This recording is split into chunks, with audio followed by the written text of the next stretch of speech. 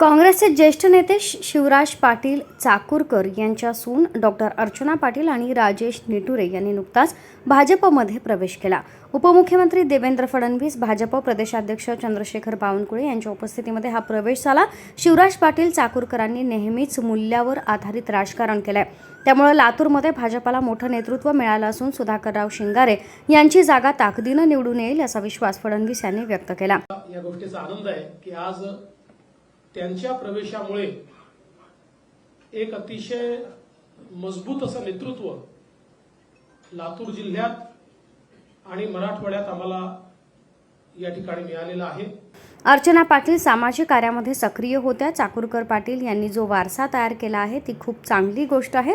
प्रामाणिक राजकारणी अशी त्यांची ओळख आहे. यावेळी अनेक विविध प्रश्नांवर चर्चा झाली तेव्हा मोठ्या नेत्याचे पक्षप्रवेशावरच्या प्रश्नावर फडणवीस यांनी उत्तर दिलं. जर कोणी भाजपमध्ये प्रवेश करणार असेल तर तुम्ही त्याचं नाव मला सांगा, उलट असा प्रश्न त्यांनी केला.